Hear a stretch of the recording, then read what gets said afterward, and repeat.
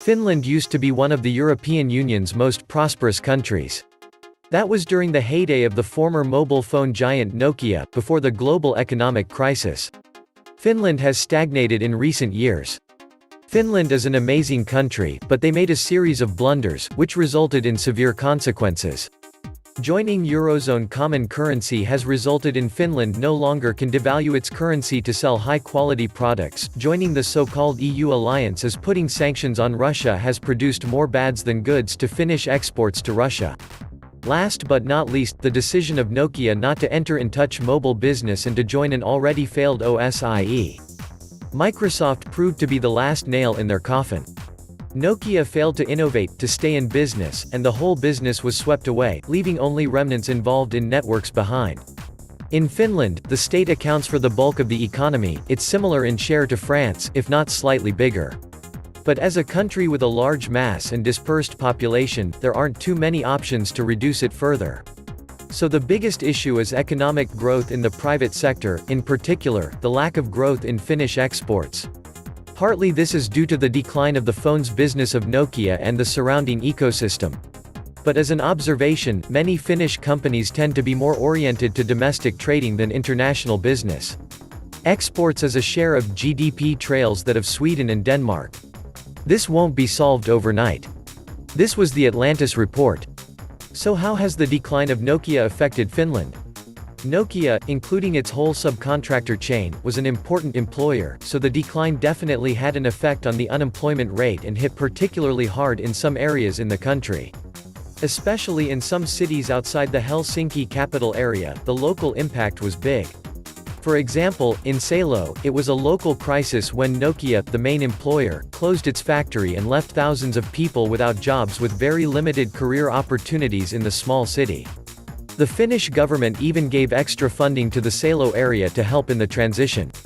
Some events along the way: January 2011, Nokia, the mobile phone giant, starts feeling the impact of changing markets, lays off 500 people from the Symbian mobile phone OS R&D. June 2011, Nokia announces laying off 7,000 worldwide, 1,400 in Finland. September 2011, Nokia outsources 2,300 people to the consulting company Accenture, 1,200 in Finland. November 2011, another 300 are let go. June 2012, Nokia lays off 10,000 worldwide, 3,700 in Finland, announces shutting down the factory in Salo. Direct impact in Salo, 800 people.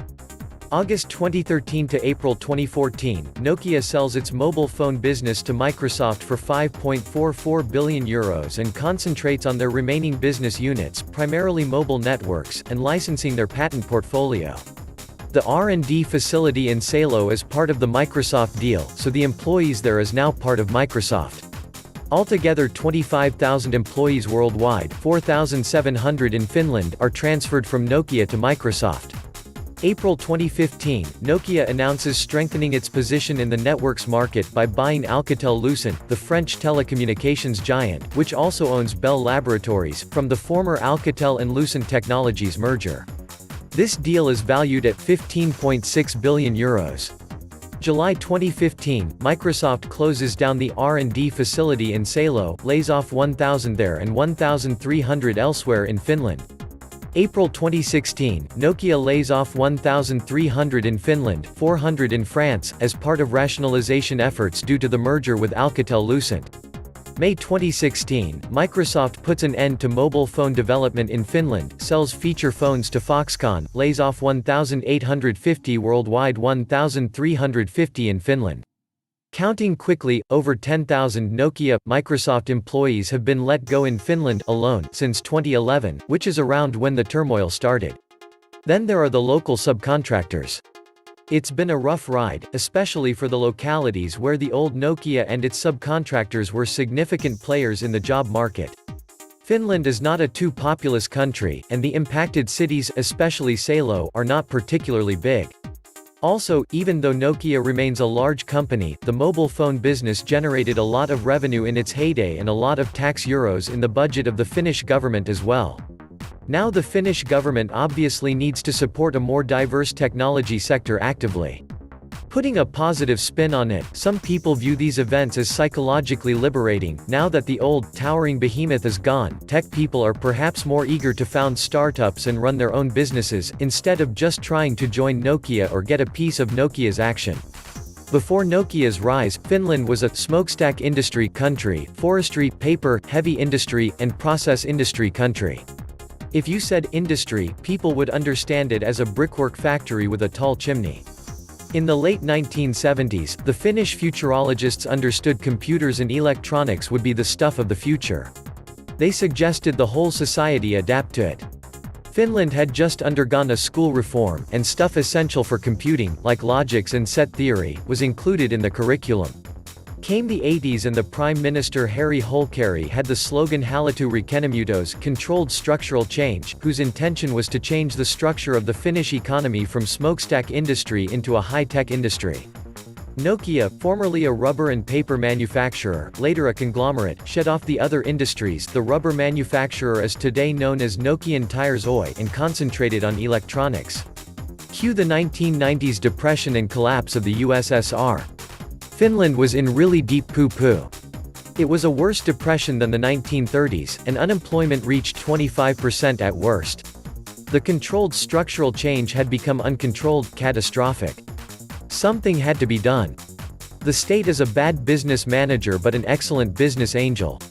The Finnish state had funded several promising electronics corporations and their research and development, and Nokia had already manufactured the best military communication device of the era, SANLA, short from Sanomalite M90 or messaging device, model 1990. It was a revolutionary gadget which neither NATO nor USSR had. It both encrypted the message automatically, sent it as a burst on the radio, any military radio transmitter could be used, and decrypted it at the other end. It was basically uncrackable.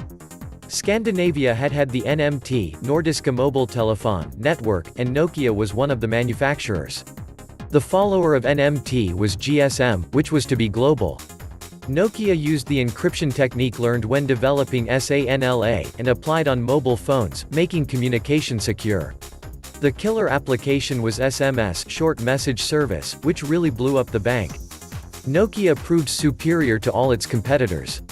The rise of Nokia began in 1991. Nokia expanded like soufflé, and it really was needed. Nokia absorbed a lot of the available workforce and soon became the leading employer. Nokia did not pay a good salary, but in those years, anything was better than the dole. A cheap and available highly educated workforce certainly helped the situation. The next 20 years were history. Nokia was a Finnish company. While Wärtsilä, Kone, Valmet, United Paper Mills, Kymi, Stora Enso, and such corporations certainly still existed, Nokia overshadowed everything. It was also a lesson of capitalism. In the world of smokestack industry, everything was predictable, the planning period was a decade ahead, markets meant volume and availability of capitals, energy, and cheap raw materials were the keys. In the new, high-tech industry, everything was unpredictable, the planning period was now a quartal, 4 months, and shares were to be purchased for speculating, not for investing for the future and harvesting the dividends. Nokia was, and is still, the finishing school for Finnish engineers. There they would learn the true secrets of electronics, computing, telecommunication, and other high-tech stuff. Finns are excellent engineers, but bad businessmen. It is said if you want to have a successful corporation, hire Finns for engineers, Germans for managers, and Jews for marketing. And unfortunately, the complacency of the management, not that of the engineers, hit hard. Nokia had become a prisoner of its success. The initial engineer-led management style was superseded with business-led, and it led to the catastrophe of 2011. It was a horrible mental shock in Finland. Demoralization ensued. Everyone feared a similar disaster to the 1990s depression. And it was the depression of 2008 initiated by Lehman Brothers which had hit globally. In the smokestack industry, corporations did not collapse nor go bankrupt nor be outsourced. They were stable, they were firm, and they were reliable. In the high-tech industry, everything is unpredictable, swift, and volatile. Anything can happen. And that was yet another lesson. Yet the 20 years of Nokia in Finland had generated a whole generation of good and competent engineers. When Nokia sold its consumer markets to Microsoft, many of the former Nokia engineers founded new businesses, new industries, and new companies, and they quickly absorbed all the engineers and other personnel left redundant from Nokia. Finland has grown out of dependency on Nokia alone. But the corporation itself is still there, and it has an amazing ability to renew and reinventing itself. It is likely it will again reinvent itself in the future, and become something new and yet unpredictable. What are some ways Finland can develop its economy? Re-adopt a floating currency, but interfaced with the ultra-low-cost real-time exchange. Radical reimagination of urban planning, heavily focus on dense university towns with great amenities, not just cheap office space. Introduce emergency measures for simplifying corporate-related processes, starting, operating, and winding up businesses. A proactive, targeted migration policy, where recruiters go out and headhunt globally for talent and give them free passes for travel, movement. Led by hospitality, similar to the urban planning part, have world-class facilities and resorts for people to visit or stay, introduce them to the sauna. Push industry-related skills down the curriculum, say game or VR development to younger kids, free up the curriculum structure earlier. Instead of electing ministers, just elect a board popularly, then hire executives based on competence, maybe also through a global talent search to deliver on democratically set national-level goals. Snatch ideas from the Australian brainstorming, the idea boom. Also, run the Finnish brainstorming, form special economic zones to allow experimenting with new ideas and policies. Finland has modulated an efficient business framework which provides robust innovation and growth in economic productivity. Finland also elevated the length of probation or permanent, which in turn will boost the industrial sector. They also formulated reforms to get rid of the unemployment problem. Removing unemployment will indirectly increase the human contribution to the economy of the country. This shows that Finland has the potential to improve its stand in the world market. This was the Atlantis report. Please like, share, and subscribe. Thank you.